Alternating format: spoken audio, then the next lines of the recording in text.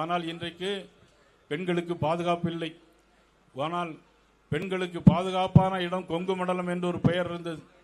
கோவை மருத்துவமனையில் 2-3 தினங்களுக்கு முன்னாக ஒரு ஆணும் பெண்ணும் தனியாக பேசியிருக்கிற சூழ்நிலையில் அந்த ஆணை அறிவாளால் வெட்டிவிட்டு அந்த பெண்ணை இழுத்து போய் முள் புதருக்குள்ள கூட்டிட்டு போய் 3 பேர் பலாத்காரம் செய்திருக்கிறார்கள். விடியற்கால 4 மணி வரையிலும். காவல்துறை என்ன செய்து கொண்டிருந்தது? காவல்துறையை கையில் வைத்துக் கொண்டிருக்கின்ற நமது முதலமைச்சர் என்ன செய்து கொண்டிருந்தார் என்றுதான் எங்களுடைய கேள்வியாக உடனடியாக நாங்கள் கோவைக்கு போய் போராட்டம் நடத்தினோம். ஆனால் இன்றைக்கு சட்டம் ஒழுங்கு கெட்டுவிட்டது. கஞ்சா போதைப் பொருளுக்கு அதிகமாகிவிட்டது. பல்லடத்தில் 3 பேரை வெட்டி கொள்கிறார்கள். ஆனால் தோப்பில் உடுமலைப்பேட்டையை தொட்டு எடுத்திருக்கிற தோட்டங்களில் தினசரி படுகொலைகள்.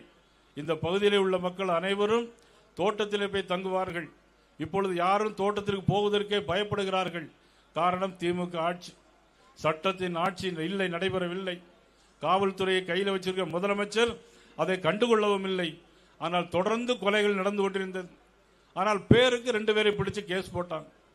அது பிறகு முருகானந்தம் எல்லாரும் போய் ஆர்ப்பாட்டம் பண்ண பிறகு அதுக்கு பிறகு 4 பேரை பிடிச்சாங்க. ஏற்கனவே அக்யூஸ்ட் உள்ள இருக்கான்னு சொல்லி அந்த கேஸை முடிச்சாங்க. இன்னொரு கேஸுக்கு போகும்போது அவனை பிடிக்கும் போது அவன் சொல்றான் 17 கொலைகளை நாங்கள் தான் பண்ணோம் அப்படிங்கிறான்.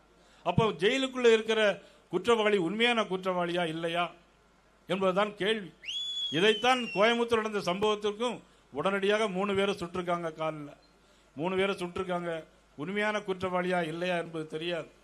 இதையெல்லாம் மாற்றி அமைப்பதற்கு நீங்கள் கண்டிப்பாக வருகின்ற தேர்தலில் 2026ஆம் ஆண்டு நடைபெற தேர்தலில் அனைவரும் தேசிய ஜனநாயக கூட்டணிக்கு வாக்களிக்க வேண்டும் என்பதுதான் எங்களுடைய வேண்டுகோளாக வைக்கிறோம்.